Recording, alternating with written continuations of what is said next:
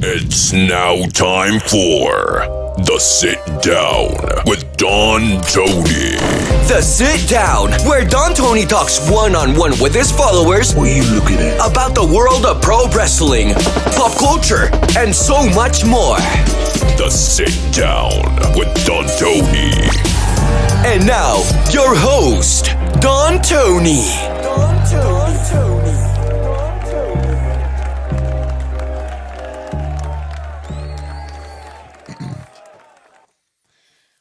I tell you, I'm reminded today how old I'm getting.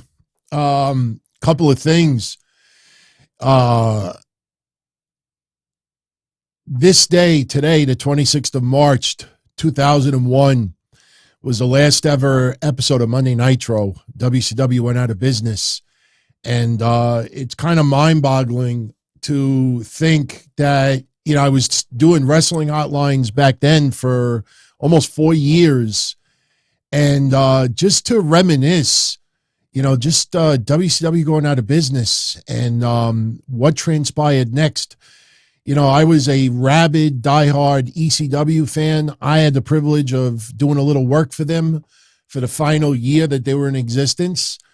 And they had closed down just a couple of months before.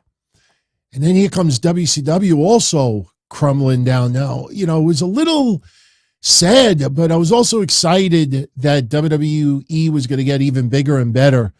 And that lasted for a little while, and then it really sunk in that you really needed a strong number two, and NWA TNA was not it. It was a nice, you know, alternative, but that weekly $9.99 pay-per-view, in order to keep track and keep up with what's going on. No free TV at all. You either paid to see TNA or you didn't get it at all. You know, but I'm reminded today that it's 22 years already that closed down. Plus, you know, tomorrow's my birthday, and I'm not saying that for birthday wishes, but I got a phone call from my mom today. You know, my mom, you know, she, as the years go by, I know the birthdays mean more and more and more, but, you know, she was telling me like, oh, you know, this day, you know, back then I was sent to the hospital. I had to be there by a certain time. And, you know, I didn't have you until 9 o'clock the next morning, this and that.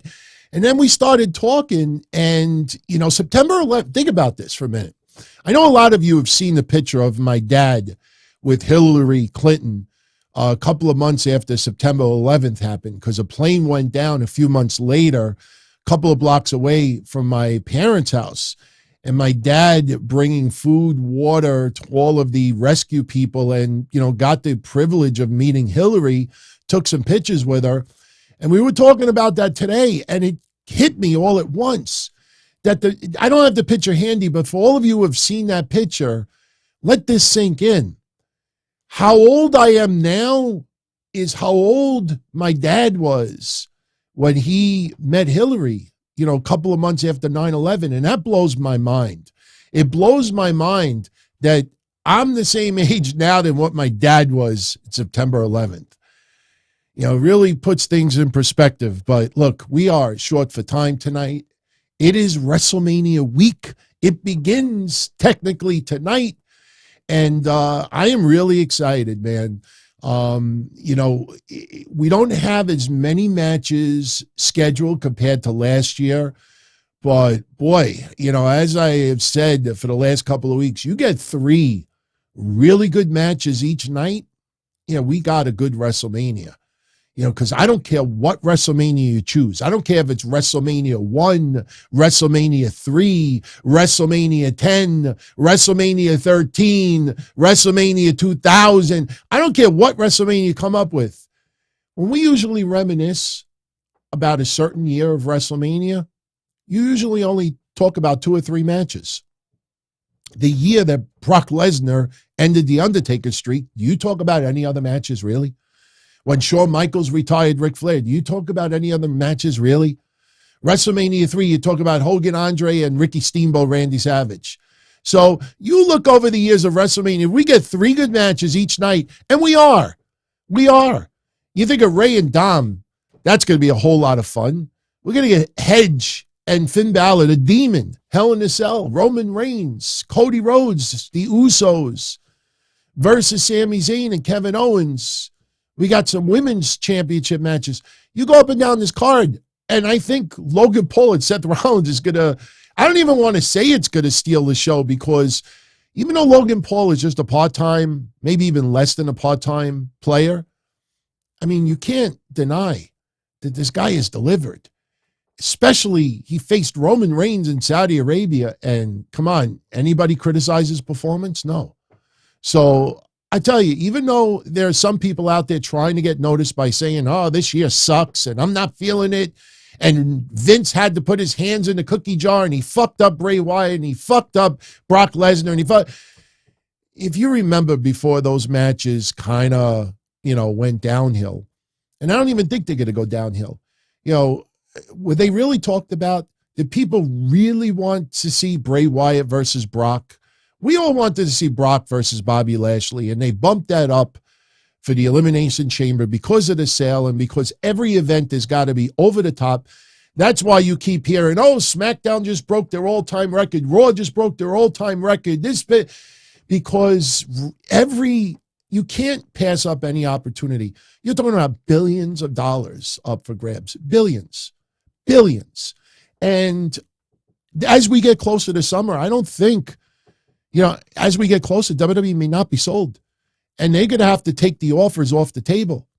And then we have to wait a couple of years because of the TV rights deals. We've been talking about this for like 10 months now, that you get past a certain date. We don't know what exactly that date is, but it's sometime between spring and summer.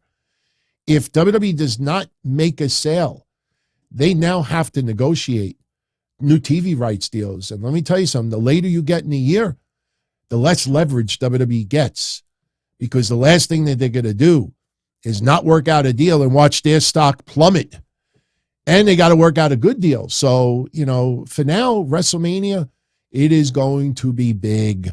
We're going to get some surprises. I hear a couple of names being thrown around, and, I'm not going to spoil it, but if even half of these names happen, this is going to be a WrestleMania to remember.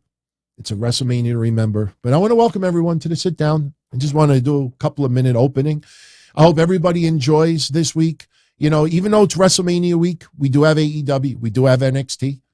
You do have your other alternatives as well, Impact Wrestling, MLW. While it lasts on Reels, I think they only have, 3 weeks left on Reels. But this is going to be a fun week. Now, a little announcement for friends out there that might be interested in this. I know we already mentioned it yesterday, but not everybody tunes into every show. And I'm going to let you know now, this is going to be probably the thumbnail for tomorrow's show. And it's only because, as it circulates online, people will get word of it. But Kev and I are going to do a WrestleMania prediction show.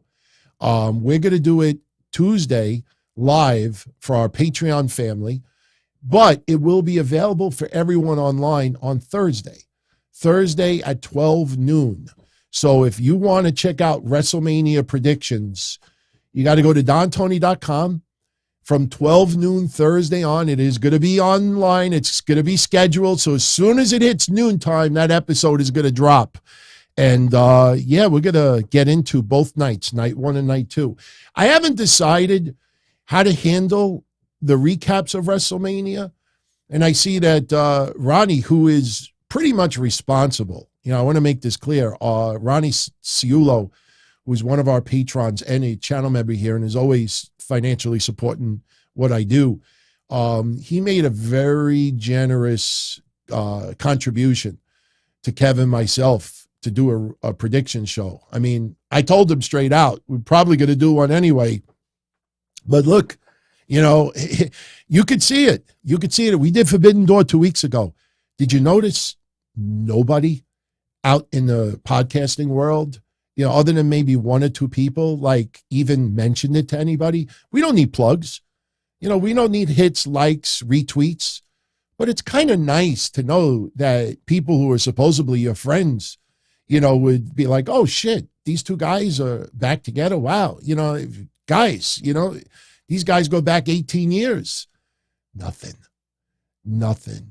I mean, literally nothing. A couple of people did after I mentioned it the other day, but, your initial reaction usually says it all. So, a few people are joking around, people that I trust, and they're like, hey, DT, they do not want you two to get back together, because if we start doing things on somewhat of a regular basis, which I don't know is going to happen, but it's all about schedule and everything else.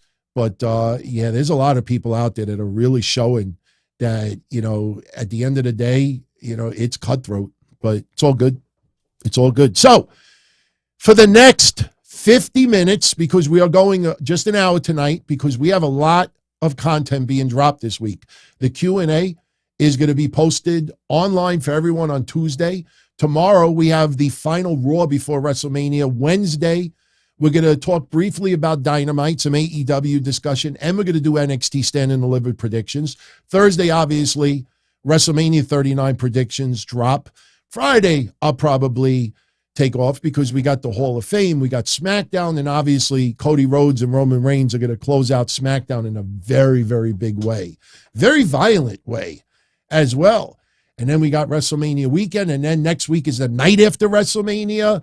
The NXT after Stand and Deliver, probably going to have a new champion in Carmelo Hayes. And then 2 days later, I'm on vacation. So there's a lot going down.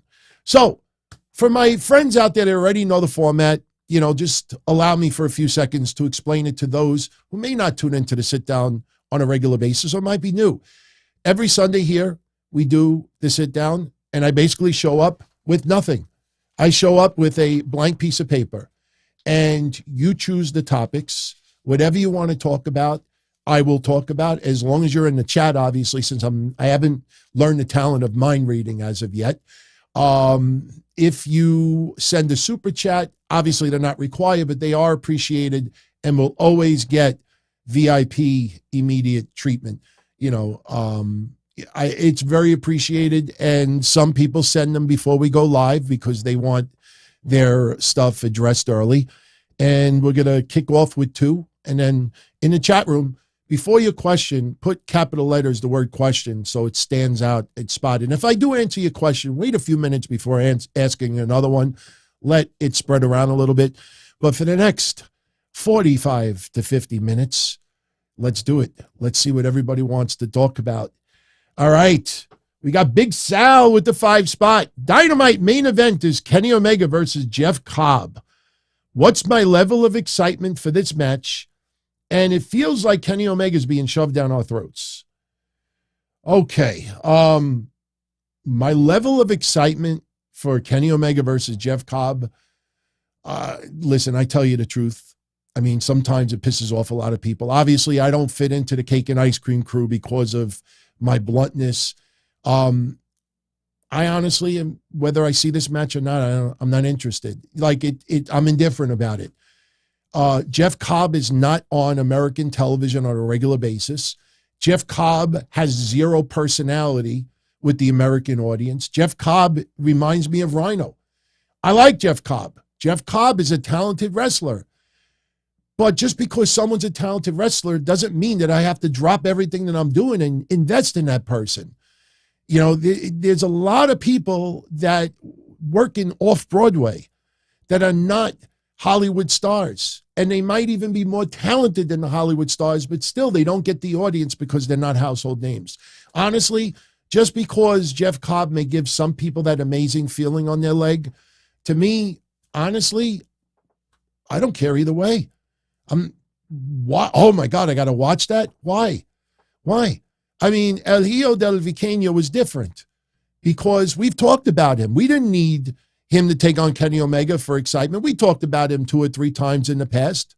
He could be this generation's Rey Mysterio, but sometimes he is so out of control with his offense, you're just waiting for an injury to happen. And I don't want to see that happen to Viqueño. And the guy is incredible, is amazing. How the human body could do what he does, I have no idea. But I'm afraid that this guy, you see some of the spots on Wednesday. We're supposed to look the other way because nothing happened. But you're talking inches between a serious head injury or a neck injury or an amazing spot.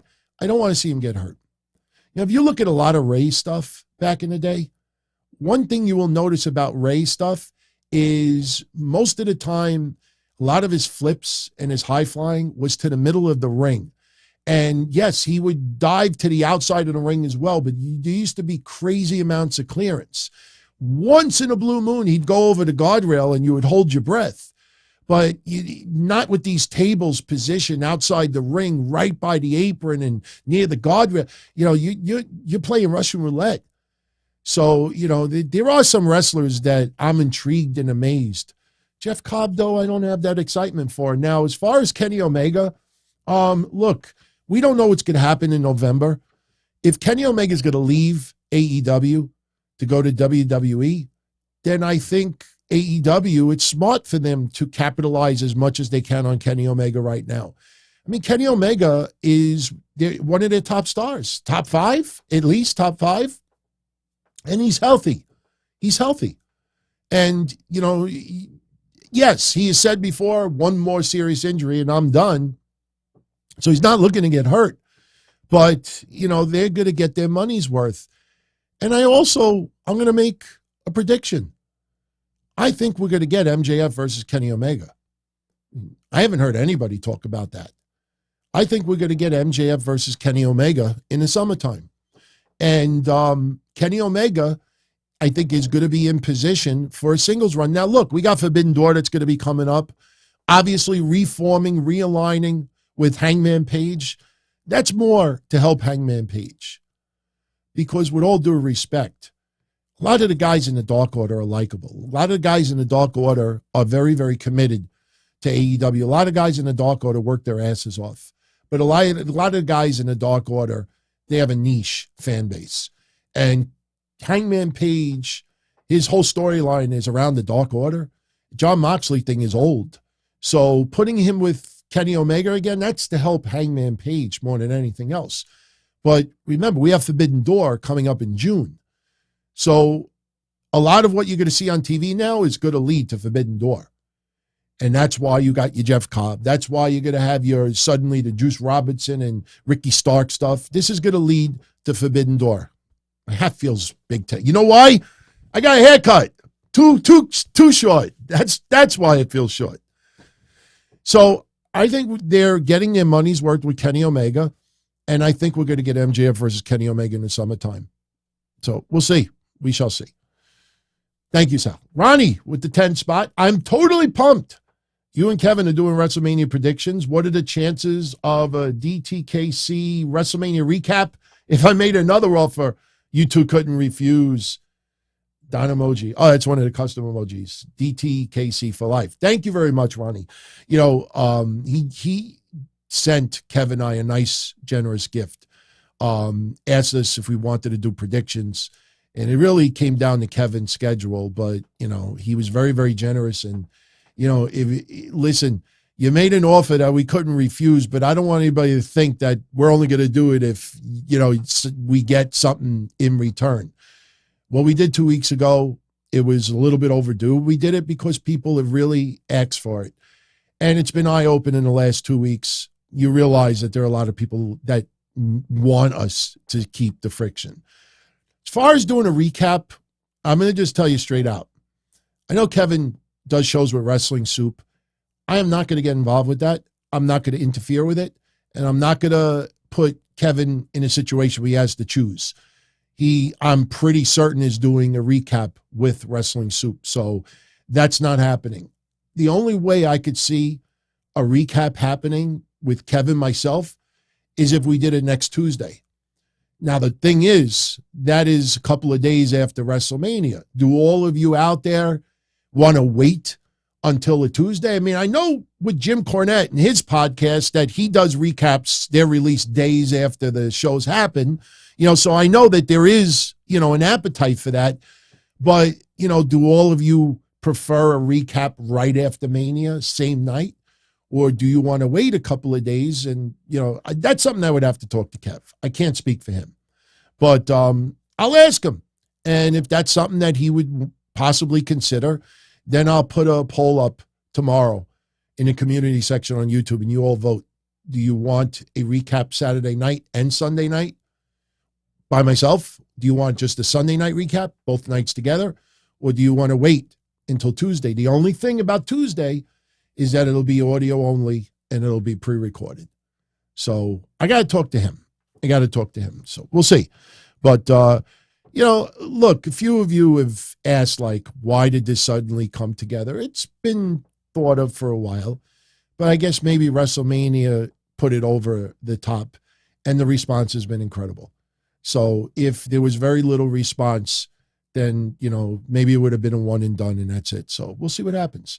LeDude posted this earlier, and I saw a few of you post this as well. And, I tell you like it is. My thoughts on the XPW penis spot from last night's show. All right, my friends, some of you actually tweeted me the footage. I did not watch it. As soon as I saw the few seconds, I turned it off. First of all, I'm not interested in seeing somebody's penis and what went down. Number two, sometimes when I check my emails, my wife is sitting right next to me. And, the last thing I need to do is check my emails. Like once in a while, some people that I follow on YouTube, they will like or retweet some nude videos or two people having sex, or maybe a funny viral video where somebody is, in public getting sex and something happens. It's not fun for me to check my page. I'm friends with a couple of women that are in the adult film industry. And then my wife looks over and she's like, the fuck you got naked whip? What are you looking in? You put me in a bad situation. But I will say this, warning, for those that are under 18, do not search it. And I know what some of you are going to say, oh, now I got to search it. Last night at XPW, there was a spot where somebody actually exposed their penis, and a syringe was involved as well. And without looking at it, all I will say to you is, if you think of the worst scenario, the syringe and the penis, yeah, they met up for a cup of coffee, if you know what I mean. My honest take on it is this. Between Drake Wirtz, the former NXT referee, between him and that spot from last night, I'm glad that I'm not doing any work for XPW right now. Don't get me wrong, I miss it. Don't get me wrong. If Rob Black or somebody in XPW from today would have reached out to me last year and said, hey, DT, we appreciate what you did for us back in 02, 03. You think we could do some East Coast and get, I probably would have done it, because it would have been a lot of nostalgia, and try to get a little bit and getting back involved in some capacity. Like I said, when COVID hit, 3 indie wrestling federations here in New York, 3 reached out to me. Hey, DT, would you consider doing your managing again, Don Tony? And I said, yeah, as long as it's local and it doesn't interfere with my day job, that's fine. And then the COVID pandemic hit, and they're like, all right, once it calms down, I have yet to hear from any of them. So, I miss it. I'm not going to lie. And I would love to do it a little bit here and there again. I don't want to take anybody's job, but looking back on it, I am so glad that I'm not doing anything with XPW right now. What I saw for the few seconds earlier when it popped up on my feed, that is inexcusable. I don't understand the logic of doing something like that. 99.9% of the audience that sees that is going to find it repulsive, disgusting. Even if you do trend, and I know the phrase, talk good about me, talk bad about me, just talk about me, and I've been living by that for 2 decades. But in this case, though, you're going to have wrestlers that are not going to even think about going to XPW now. I mean, how do you increase your fan base? And not only that, what kind of fan base you looking for? Who in their right mind thinks that what happened yesterday is fun or funny? It's not even about, wrestling and what should be in garbage. That's not even garbage wrestling. That is just, even if it wasn't wrestling, I wouldn't want to even see that in a horror film. There's no excuse for that yesterday. It almost feels like, you know what it feels like to me, honestly? We had a shitty turnout. We're not making money. No matter what we try to do, we're outcast again. So you know what? If you're going to treat us like shit, if you're not going to tune into the shows, if we're going to get this bullshit tiny audience, then you know what? Fuck it. Let's just fucking do whatever the fuck we want and just enjoy as we collapse. That's what it feels like. Some people out there, when they know that something is failing, sometimes they're like, I don't give a fuck. I'm just going to enjoy myself. No excuse for that, in my opinion. I don't know how you benefit from it. Not even for publicity. I don't know how you benefit from that. Totally awful. Totally awful. Roger Rubio, what's going on, Roger? Thank you for the 10 spot, my friend. He's got a 3-hour drive Tuesday, checking out the band Alter Bridge. Yes, Edge's song. Do I like Edge's song? Any tips for a long drive? Yeah. Tips for a long drive? Podcast. Seriously. Doesn't have to be anybody. Podcast. And if you could get a podcast that is around 3 hours, even better. 2 hours, 2.5 hours is best. If you have a 3-hour drive, get one that's around 2.5 hours. Because when the podcast ends, you look at your clock, you're like, oh shit, I only have 20 minutes to go. You don't want to get a podcast that's only an hour long, because then you still got 2 hours left. We actually do that. Me and my wife. We'll put on a podcast that runs, our drive is about 2 hours. So unless we do even if we do a ferry, it's still about 2 hours. So, we'll put a podcast in there that's about an hour and 45 minutes. I don't put my own stuff, but we put something in there, something we both enjoy.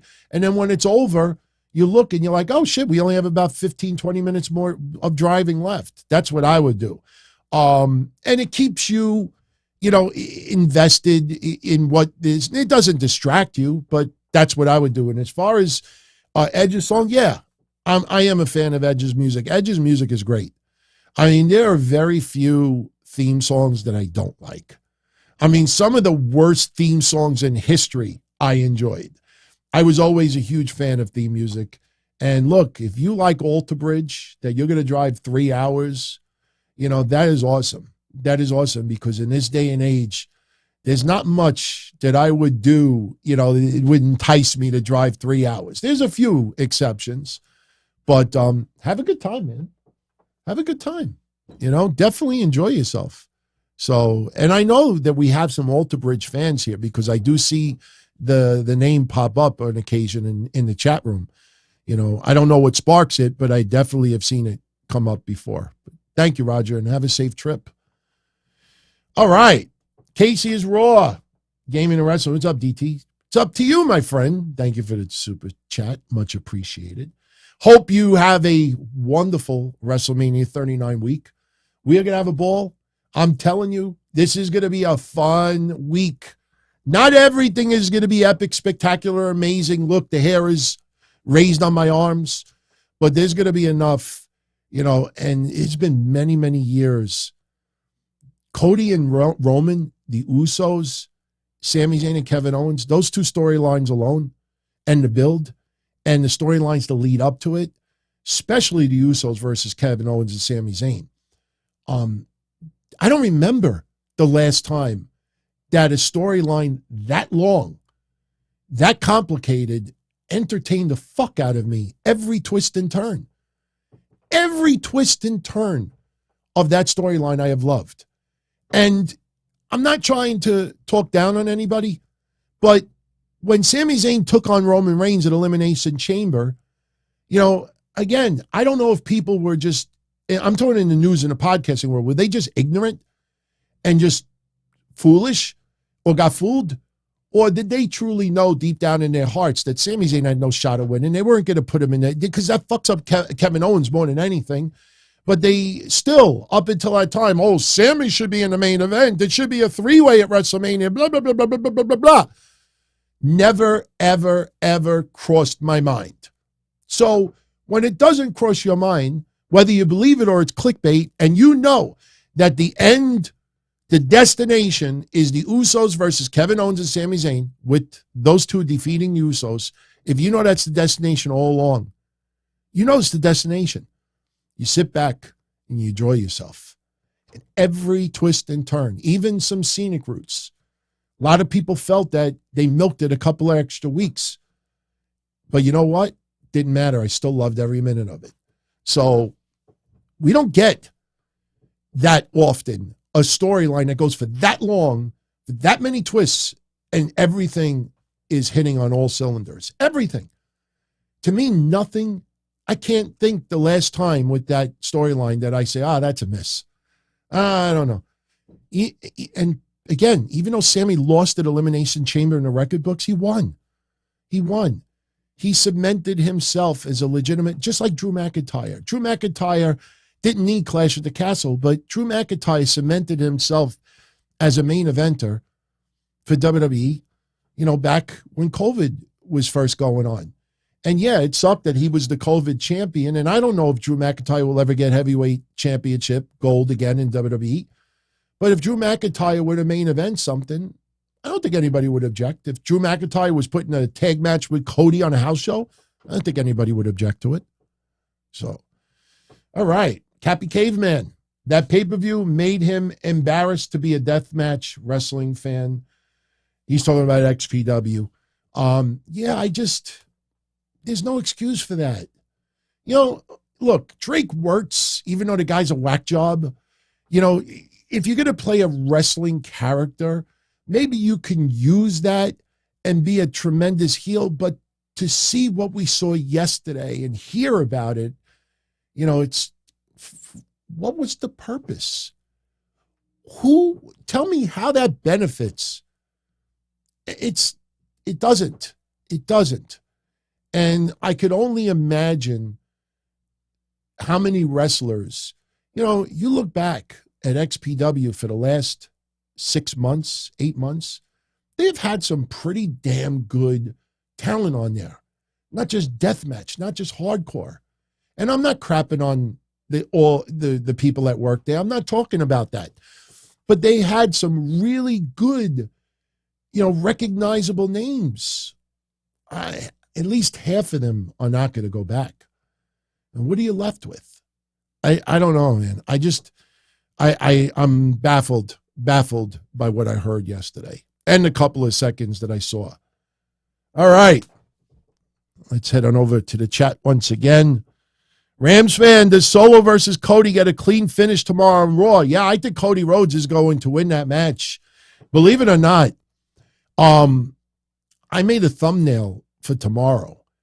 And I said, you know what? Maybe it's better to wait until WrestleMania is over to post it. But this, I think, is going to happen. I think, we got the Bloodline. We're not getting... The Bloodline is going to turn into the bloodletting. And if you don't know what bloodletting means, it's not just, you let the blood out. Who let the blood out? No, it's when an organization or a group, people, turn within, the bloodletting. And I think in the very near future, this is going to happen. And Cody Rhodes is going to enjoy every minute of it. Roman Reigns is going to take it out on Solo Sikoa. Roman Reigns could take it out on the Usos. Roman Reigns and the Bloodline. Now, the difference is people kept saying that Roman Reigns versus Solo Sikoa for the championship because Roman is going to retain and he's going to keep at least one title to go into SummerSlam. And blah, blah, blah, blah, blah. No, never. But down the line, maybe Solo Sikoa accepts Roman Reigns' punishment. We've seen that. Look at Gunther and Ludwig Kaiser. Remember earlier last year when Ludwig Kaiser was failing and Gunther was chopping the shit out of him? They didn't split up. Imperium is still going on. Gunther, as Samantha Irvin would say. I fucking love Samantha Irvin. I love the way I said it before people even started taking notice. Like, you feel like she's getting into it. And it's funny when she announces Ludwig Kaiser because she's always like, Ludwig Kaiser. Kaiser, like Kaiser. It's almost like she's whispering. Listen to next time when she announces Ludwig Kaiser. She's almost whispering. It's like Ludwig Kaiser. But when it's Gunther, she starts, he is the Intercontinental Champion, Gunther. I love it. I love it. But no, Cody Rhodes is going to overtake Solo Sikoa. He has to. He has to, because remember on SmackDown, Paul Heyman saying he's going to put Solo Sikoa out there as an obstacle for Cody Rhodes. So Solo Sikoa has to fail. I think it'll be a clean finish. And remember this, has Solo Sikoa been pinned? Hasn't his losses been just DQ finishes? I mean, I could be wrong. I don't recall last week, him getting pinned. Didn't he beat Kevin Owens? And that kind of led to like the SmackDown. This is 2 weeks ago. That might be Solo Sikoa's first pin. Monday's Raw might lead to Solo Sikoa being pinned for the first time on the main roster. I think that could happen because Solo Sikoa has not been pinned on the main roster. And this is why Solo Sikoa is the final obstacle for Cody Rhodes. Cody cannot fail. So, yeah, I think we may get a listen. Some people think that the not being pinned streak should continue.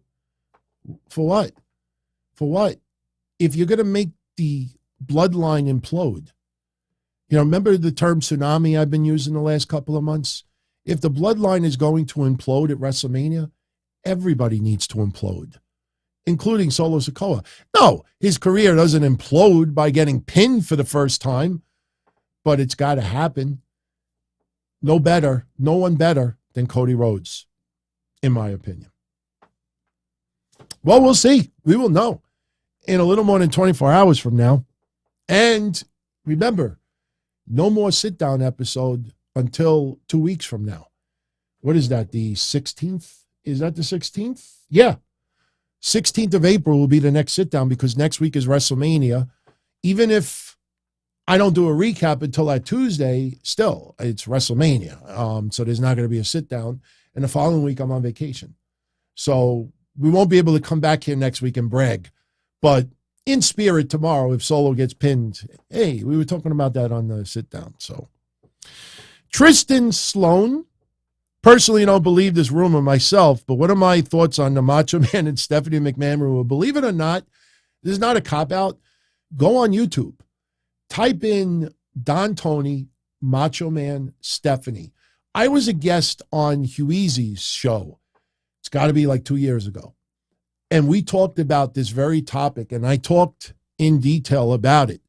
And, I don't want to give away everything that I said, but it was very, very, very well received.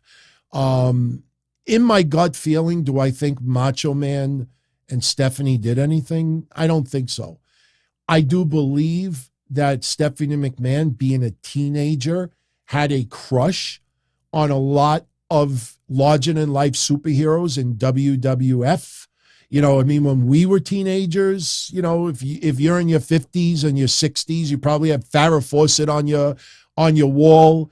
If you're in the 90s, you probably have Pamela Anderson on your wall. Like teenagers have crushes on older people. Now imagine, her having a crush on maybe the Macho Man, and on top of it, she gets to actually interact with him.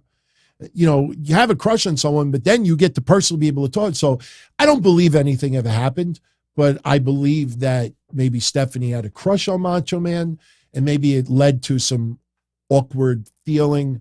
Maybe, like the vibe amongst dad and mom was, Stephanie, we gotta, we have to have a talk.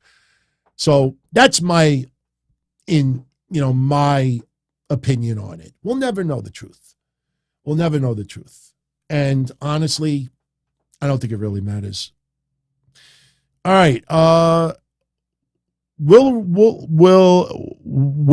Rally Sport Rally?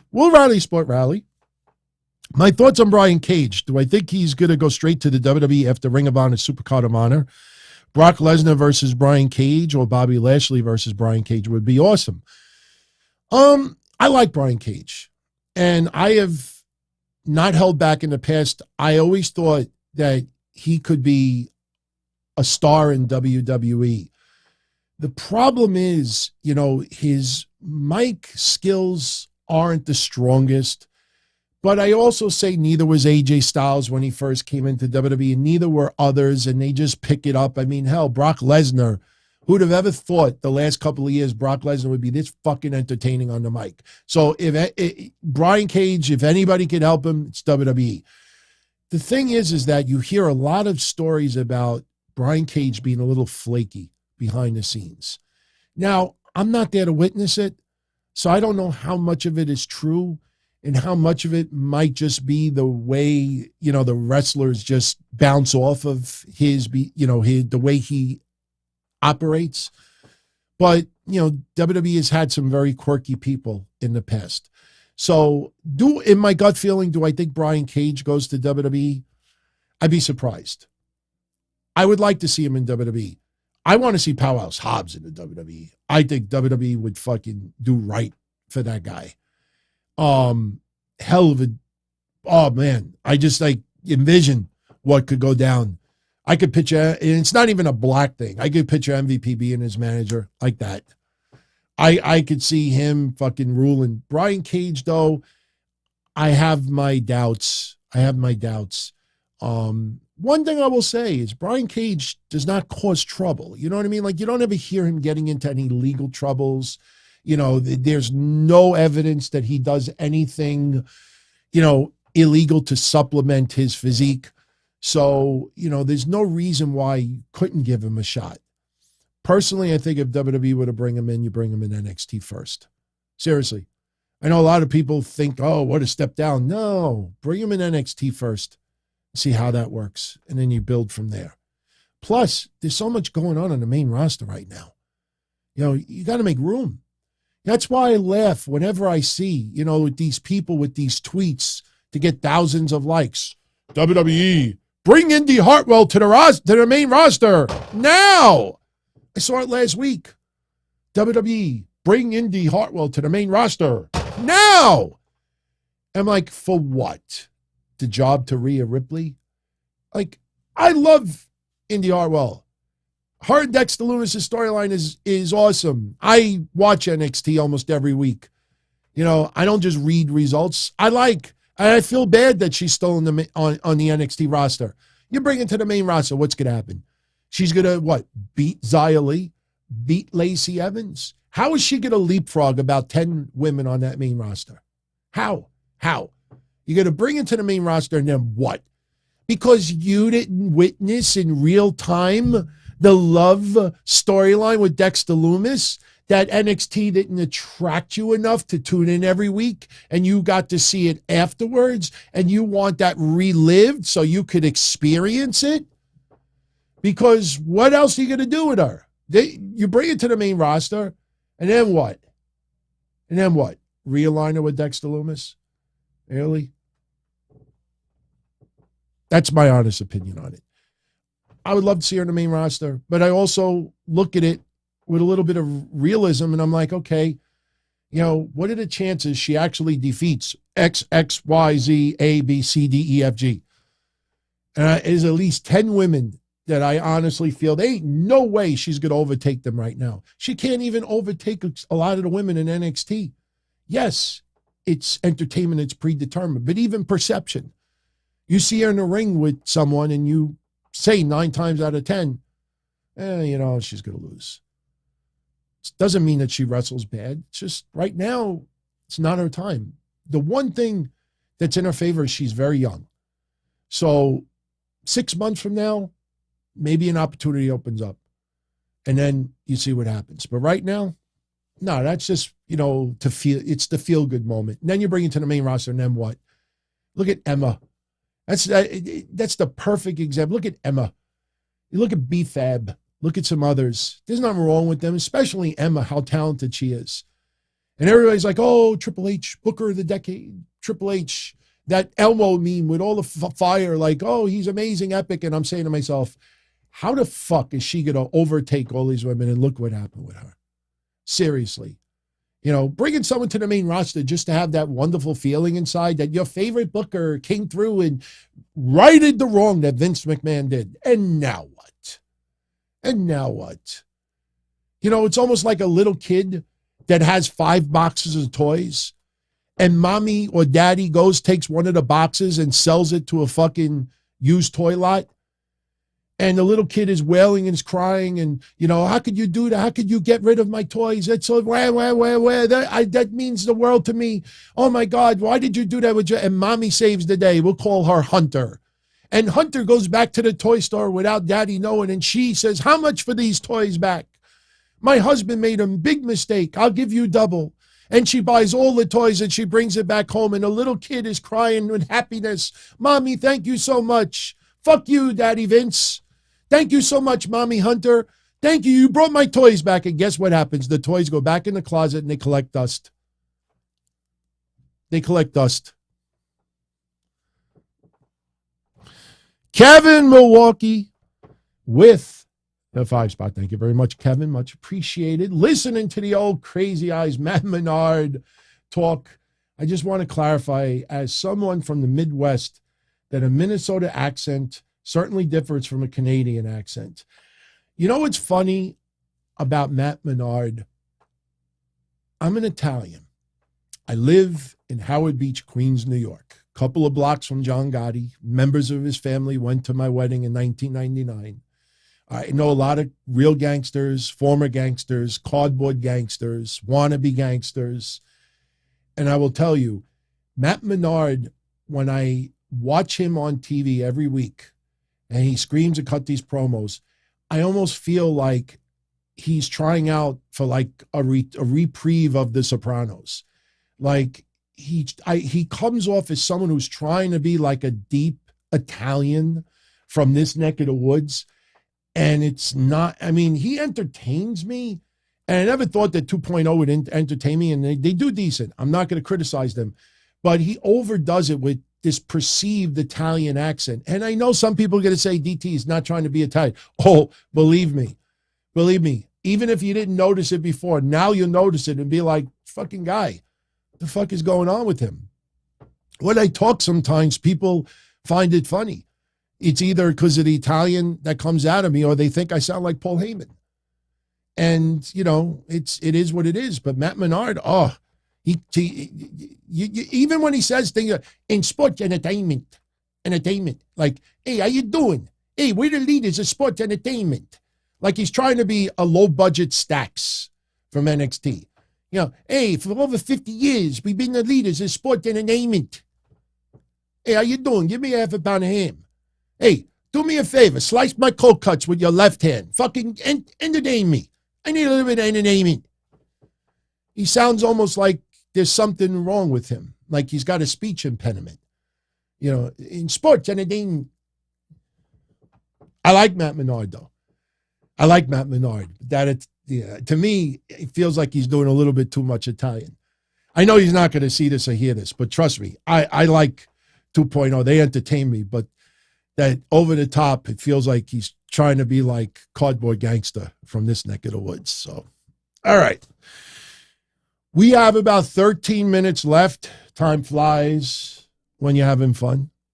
I'm having fun, but we got to spread it out evenly this week. I mean, I know there's a lot of other podcasters that you all tune into. I'm not going to be greedy and put 35 hours of sport entertainment out there, you know, during the week. We're going to keep it tight, nice, you know, not too long.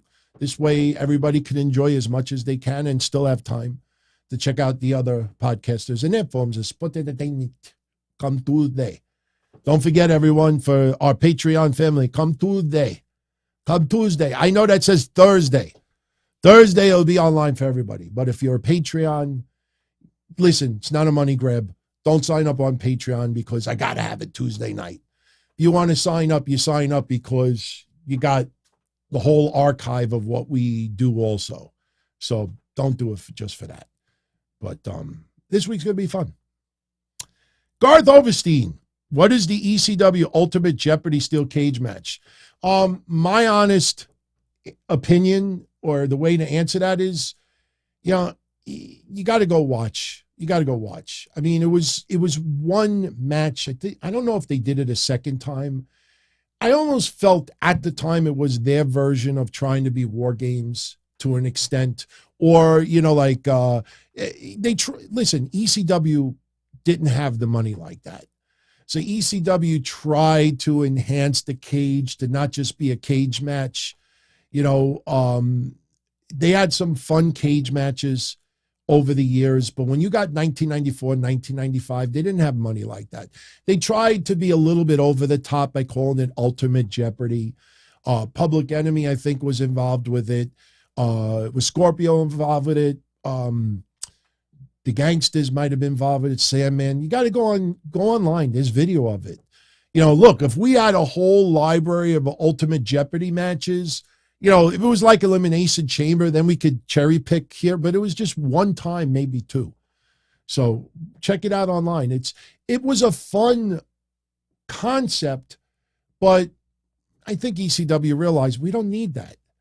Like the fan base was so hardcore that I didn't need no War Games or this, giant, what was that cage match where Abdullah the Butcher got electrocuted, whatever that shit was called in WCW?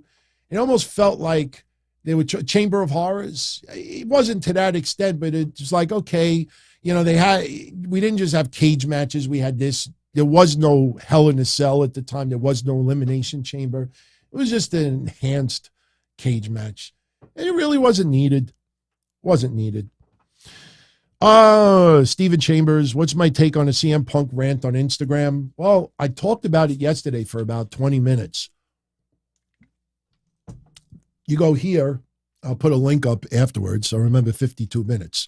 No, my honest take on it is, I'll say this that I didn't say yesterday. Ooh, what the hell did I just do? I just dropped my soda on my keyboard. Thank God it was closed. Believe it or not, I almost accidentally just ended the show. No, look, my honest. Oh, wait a minute. Are you talking about I met Shawn Michaels? Are you talking about that?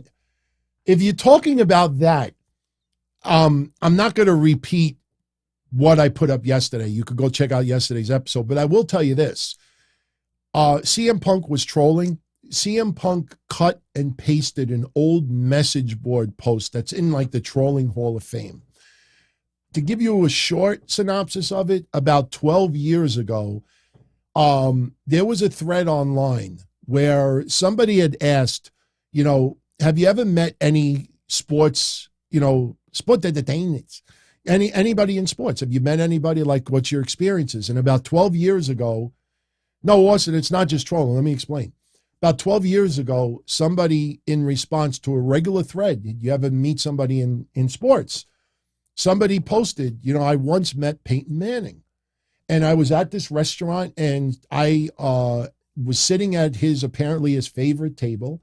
And the owner made a mistake and thought Peyton Manning was coming on a Tuesday and it was a Thursday. And then it ended with, he was so nice to me. He gave me his card and told me to call him later on. And I did. And we had an 11-month affair and we had, beautiful sex all across 6 or 7 continents. It started with Peyton Manning. A couple of years later, somebody posted a thread about wrestling. Did you ever meet anybody in wrestling? Somebody cut and paste the same thread about Peyton Manning, just replaced it with Shawn Michaels. And it took a life of its own. And every couple of years back then, somebody would repost it. And some people would get fooled and actually say, did you hear about this guy that met Shawn Michaels? It's just CM Punk was cutting and pasting. I think more the show that people don't even research. They'll just take something and just post it as news, or CM Punk posts this very strange. Trust me, there's a lot of people out there, including me. As soon as we saw it, we started laughing because I go back to the 90s with the message boards and the chats and this and that. So, that thread, we've seen it many times over the years.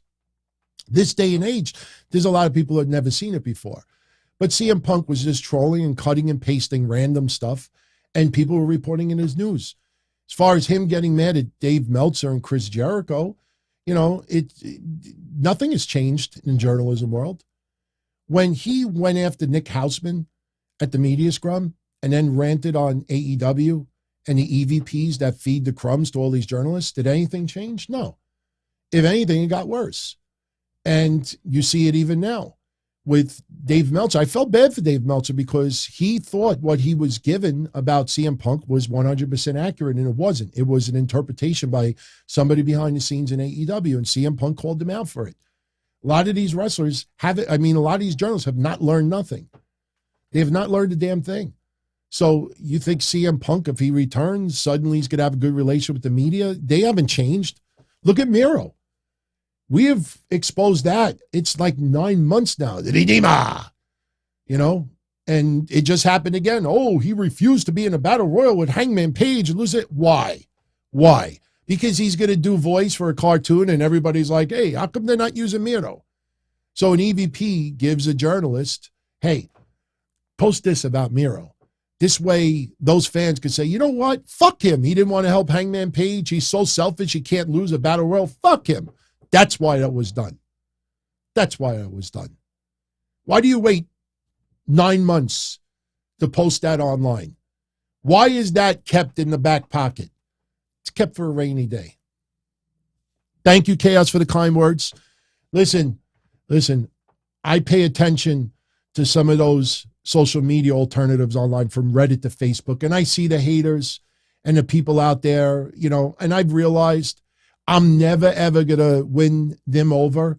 So, I focus on talking to the people that actually want to hear sometimes brutal honesty. And the DMs that I get from people, from everyday folk, friends, people in wrestling, when I read and see that, it makes it all worth it. And I will never, ever change. So I appreciate it. When people like you and others take note of it, I never change. I keep doing it, and that's fine. Trust me. I'd rather just tell it like it is and not clickbait it or anything like that. It's awful. It's awful to see what's going online, whether it's Miro Andrade or Malachi Black, and you see the pattern. You see who is getting it. That's why the CM Punk thing, as time goes by, us selfish wrestling fans, we want to see him back on TV.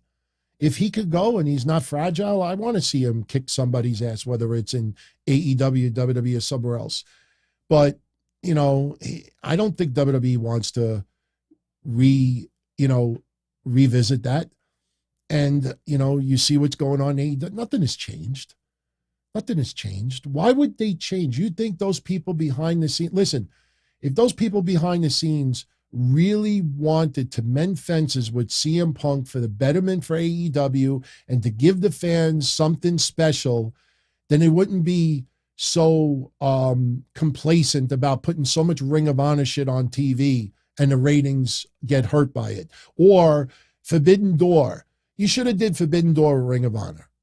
That's what you should have done it with. But no, they done it with Dynamite. And now for the next 2 months, we're going to get these influxes from people from New Japan that can't even get 60,000 viewers on their own regular TV show. But they're going to do it because, they're not out to make the most money, to attract the most fans. They just want to, every week it's cake and ice cream. I got to see my favorite. I got to see Moxley. I got to see Omega. I got to see the Young Bucks. I got to see Bryan Danielson. I got to see Adam Cole. I got to see blah, blah, blah, blah, blah. I don't care who they fight. He could fight Pizza Uno. He could fight Numero Uno. He could fight Uno Dos Tres. El Uno Dos Tres from parts unknown. But I got to see my favorites. I don't care. And then when a storyline is halfway decent, they got to like shove it in people's faces. Oh, you see, everybody complains about no storylines. That's when you know that the storylines suck. When something remotely is decent, and it's got to be like Tony Khan's got to talk about it, and fans got to talk about it, and it's got to talk about it, and long-term booking, and this and that, blah, blah, blah, blah, blah, blah, blah, blah, blah. When something is good, you don't have to say a fucking word. You don't have to say a word. But you got to throw it in people's faces. That's when you know. It's just like when an interrogation, When an interrogation, if you ever watch cop shows with interrogations and they do this Reed technique and others, what do? They examine and they listen to people who are being questioned. And sometimes when the people questioned have to add a couple additional sentences or they have to say something to reassert themselves, like, do you do drugs? No, I never do drugs. In fact, you could drug test me right now and I will come back clean.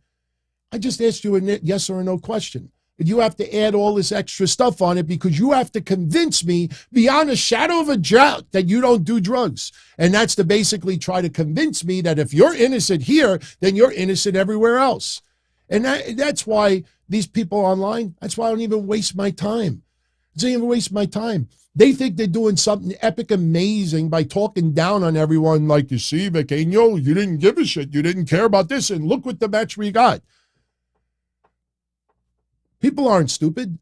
If I based my fandomhood or my life on what people tweet, stick a fork in me and I'm done. Seriously.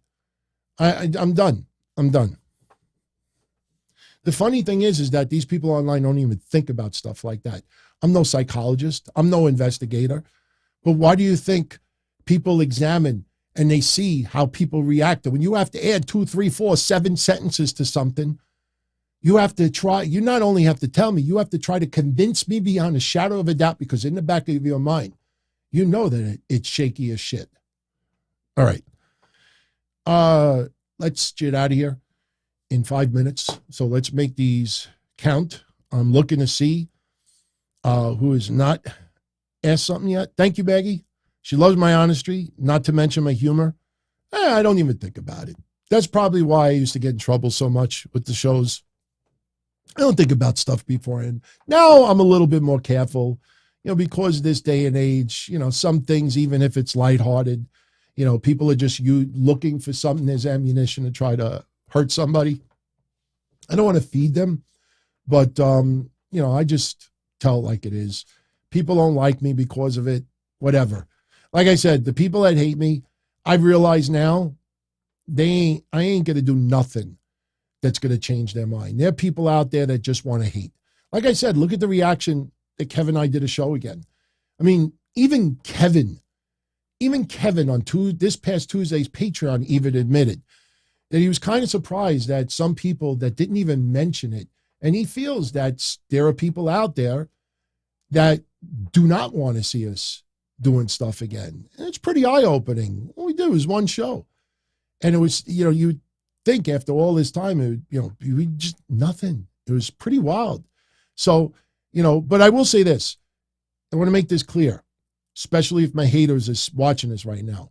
If we do more shows, and if it happens on a more consistent basis in the future, which I don't know, we haven't talked about it, but if it happens, I will promise you that anything that we do is for those who will support us, not to piss off the haters. That is the biggest difference about me.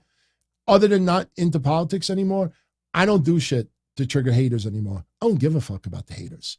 Honestly, and I know this sounds cold, but when I see some of these haters go on social media and like, could you keep me and my family in my prayers and this and that? I'm like, oh, fuck you. I don't give a shit about you. It sucks whatever you're going through, and I don't wish that on nobody, but I ain't fucking thinking about you, because when shit happens to me, it's like people are giddy. They're happy. Got those warm emojis. They got to make sure that you see it on a search. If you ever check, to see, hey, what are people, what are their reactions or about the content, and you read some of this stuff. And the people that have done me dirty, if I find out that something tragically happened to some of them tomorrow, it doesn't affect me at all. I don't want to see anybody hurt. I don't focus on those people anymore. I don't care, because there's nothing I could do that is going to change how they are. So I just focus on those that I do care about. And honestly, that's the recipe for happiness. Some people get happy by putting people down. That's why you see what happened with Riho and others and this and that. And I don't blame Cornette. He had nothing to do with it. But you see every day that there's a lot of people online that just get enjoyment by putting people down. And when karma bites them in the ass because they're not invincible And probably they have a lot of bad shit going on, which is why they do what they do. Trust me, there's a lot of people out there that are just sitting back and they're like, wow, that sucks for you. And that's it. All right. Because I ranted those 5 minutes, we'll do 5 more minutes. All right. Do I think Bray Wyatt shows up at next Friday's SmackDown or WrestleMania? My gut feeling is that Bobby Lashley is going to listen. Bobby Lashley is going to be at WrestleMania. You know, I mentioned this yesterday. You know, I posted on Twitter because I asked somebody that I trust. I said, listen, I know Bobby Lashley's in the Battle Royal next week on SmackDown. Is he still set for WrestleMania? And the person said, yes, LA Knight as well. So I thought I was doing a good thing. I went on Twitter and I said, listen, guys, Bobby Lashley and LA Knight are still scheduled for WrestleMania 39 besides the Battle Royal. Only 2 people gave a shit about it. I let it sit for an hour. And I just sat back and I watched. And I saw people going on these passionate rants. Oh, fuck you, WWE. Fucking you put LA Knight and Bobby Lashley. That's the best you could do for especially Bobby Lashley. Fuck you. They weren't interested in like, oh, they're still going to be for WrestleMania 39. All right, so I'll wait and see what happens. No, they ignored that so they could just use it to say, fuck you to WWE. I deleted it. There's a lot of people on, they don't want to know the truth. As far as Bray Wyatt, my gut feeling is that Bobby Lashley shows up at Mania, is pissed off. I think he even goes on the mic and says, I'm pissed off. And he wants to beat on somebody. Up until recently, I thought Bray Wyatt still comes out. The problem is,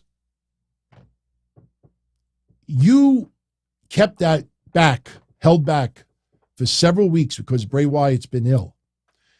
That is a lot to catch up on in one WrestleMania moment. Bray Wyatt coming back to TV might be better suited after WrestleMania. I wonder if there is a surprise waiting for waiting for Bobby Lashley at WrestleMania that is not named Bray Wyatt. Who that person is, I am not going to even speculate, but I think something is going to be big for Bobby Lashley, and I think that'll make up for what happened. Trust me, WWE really cares about Bobby Lashley, and they really do appreciate him. They value Bobby Lashley big. They don't want to pass up on this WrestleMania and not give him something good. Trust me, something good will happen for Bobby Lashley. I will be shocked if that doesn't happen. All right. Let's see. All right, let's do one more question, and then we'll call it. So don't forget, tomorrow after Raw, it'll be the final Raw before WrestleMania. We will definitely recap it. We will see if any specific matches are announced for night 1 or night 2. As of right now, I think we only have 2 or 3 matches announced for night 1. Well, only 2, but the Usos, Kevin Owens, Sami Zayn is going to be night 1. So we'll see tomorrow if somebody gets announced for the Hall of Fame. A lot of rumors that somebody will be announced tomorrow. So they don't want to waste one of the 2 final TV shows without mentioning somebody new. So I think we will get another inductee tomorrow. I think it'll be a woman. You know, it's not about man or woman thing, but they obviously have to announce someone. I think it comes down to Stacy Keibler or Melina. I'm still thinking Melina for that Hollywood, explanation I gave before. I have not talked to Kenny Bolin recently, Chaos, other than wishing him a happy birthday. And I know he was going through some tough stuff as well. But no, I haven't talked to him. It was funny because he actually, when I tweeted him the other day, he thought that I was Mike DiBiase or somebody related to Ted DiBiase because the last name is very similar. But no, I haven't talked to him.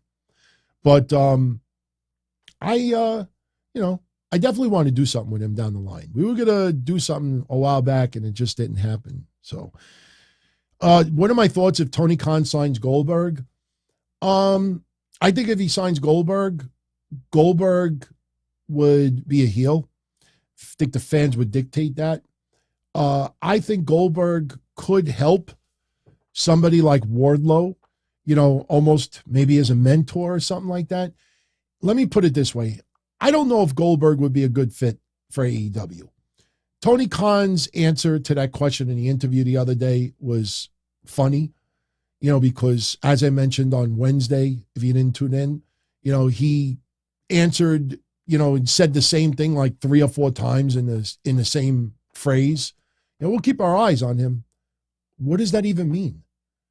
We'll keep our eyes on Goldberg. Yeah, Goldberg is an asset, and there's no question he's a good guy, and he's Jacksonville native, and we'll keep our eyes on that. And I'm like, what the fuck's that mean? Like, MLW might sign him? Like, what does that mean? We'll keep eyes on him. The guy's in his 50s. What do you mean keep eyes on him? When you actually take a step back and you think about it, it makes no sense. I don't know if Goldberg would be a good fit. Maybe you bring him in as a special guest referee. Maybe you do something like that. I personally think if you do something like that, maybe you could lead for a little more. But I think him being a mentor towards maybe somebody like Wardlow, maybe that would be good. I don't know. But all right, last question from the Bep Jr. Do I see the draft happening 2 weeks after WrestleMania or May or after the Saudi show? I don't know. I mean, honestly, the draft is happening this year. They definitely are going to shuffle the roster. And it's very important that they shuffle the roster because there are some people who are absolutely stuck in the mud. And shuffling the roster, you could put somebody on a brand without a storyline attached to it. You could pick anybody you want. I don't want to start naming names, but you could pretty much figure out who's stuck in the mud. But you think of somebody who's on SmackDown right now who's stuck in the mud. You say to yourself, wow, that person was on Raw. That person could go against this person. How do you do it? Oh, you do the draft. You don't need a storyline. They're on Raw. That's it. I personally think you should do it sooner than later. Does it happen before Saudi Arabia? It's possible because Saudi Arabia is in late May. The only thing you got to realize, though, is WWE has the Puerto Rico event, Backlash, in early May. WrestleMania this weekend is the beginning of April. That leads you only about 4 weeks to Backlash. Like, where do you catch your breath? Personally, if it was up to me, I would do the draft after Saudi Arabia. I would do it after Saudi Arabia. Because you don't need the rosters to be shuffled right now. Because Backlash, you could easily come up with some opponents. Saudi Arabia, you could have King of the Ring, Queen of the Ring, and whoever wins those could get a title shot. So you don't even need a storyline there. If you're smart about it, you could have somebody on SmackDown win King of the Ring and then challenge somebody on Raw. Yes, Cody Rhodes holds both titles. I get it.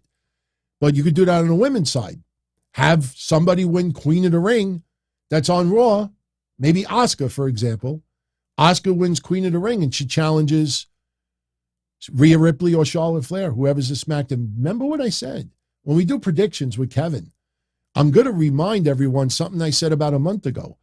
The Rhea Ripley, if she wins that championship, how is her status in Judgment Day affected since she is now a SmackDown star?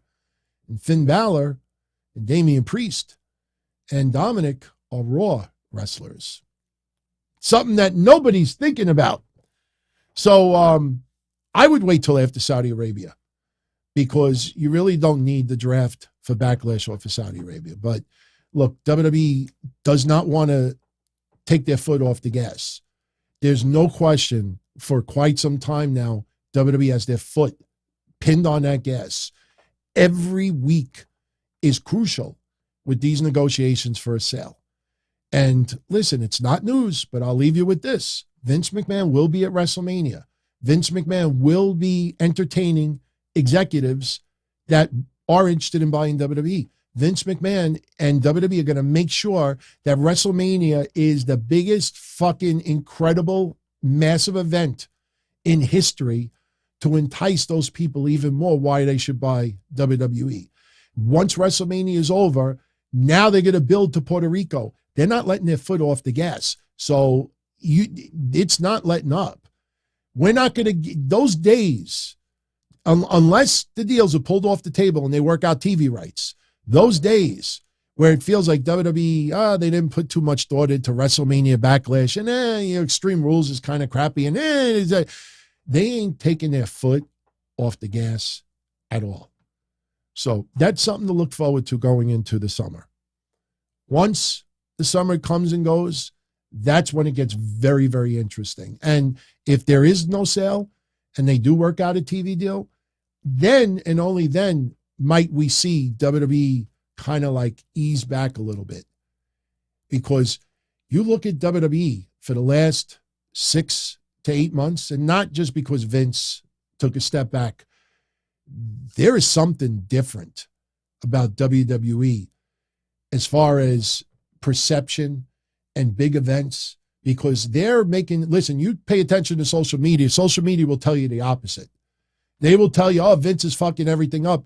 When you see every week, Raw just grossed the biggest grossing event on Raw in the history. SmackDown, biggest grossing event in history. Elimination Chamber, the most money that they've generated in history. This 50 million views. You see all these records. Have you heard anybody reporting WWE's charging $300 a ticket? No wonder why they're making record. Have you seen anybody do that? No. They haven't tripled the prices. You don't see anybody bringing it up. So they're not taking their foot off the gas. All right, everybody, I'm out of here. I hope you enjoyed this episode. If you did, you know what to do. If you know anyone out there that might like the channel, let them know about it. And I'm going to jet out of here. So once again, tomorrow night after Raw, 11:05 p.m., I will be right here giving you a Raw recap. We'll keep it on the quick side. Tonight, we went 75 minutes, a little more than an hour, but very, very, not too far after that. We'll do the same tomorrow. And then Tuesday, the Q&A will be posted Tuesday for everybody as well online. So I held it until Tuesday because Tuesday's really the only day that we're not putting something online for everyone. But tomorrow's Raw post show. Tuesday will be the Q&A. Patreon Tuesday will get Kevin and I doing live predictions. Wednesday will be your normal Dynamite episode. Thursday, our predictions will be available for everybody online. Friday will be probably the day off. And then we got to figure out what we're going to do with Mania next weekend. Again, if you want to dictate or be part of the voting on what we do next weekend, make sure you check out the community section on Monday. I'm going to DM Kevin tomorrow morning to see if there's any chance that he wants to do a recap maybe next Tuesday. And again, we're not doing it live, and we can't do it on YouTube because of copyright issues with theme music and all that other stuff. But I'll see what he says. If he is available, then I will let everybody vote. Whatever you decide is what I'll do. So either next weekend I'll have it completely free, or next weekend you'll have 2 shows back to back. So thanks, everybody. Much love. Enjoy the rest of your evening. For my international friends, enjoy the rest of your morning. And I hope to see you later this week. Be well, everybody. As far back as I can remember, I always wanted to be a podcaster. For me to live any other way was nuts. To me, those goody-good people who worked shitty jobs for bum paychecks and took the subway to work every day and worried about their bills were dead. I mean, they were suckers. They had no balls.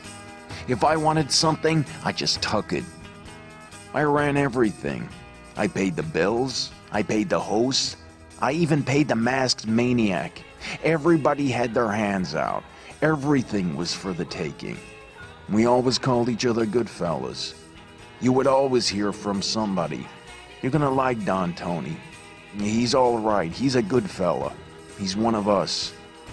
But if you're part of my crew, nobody ever tells you they're gonna get rid of you. It doesn't happen that way. There weren't any arguments or curses like in the movies. See, your haters come with smiles. They come as your friends, the people who've claimed they care the most for your life. And now that's all over. And that's the best part. Today everything is different. There's lots of action. I don't have to wait around for everything like everyone else. Oh, I didn't get the vaccine? Fuck you, vaccine me. Oh, your delivery guy has COVID? Fuck you, feed me. Right after I moved here, I ordered egg noodles and ketchup, and I got spaghetti with meat sauce. I'm no longer an average nobody, while they get to live the rest of their lives like a bunch of schnooks.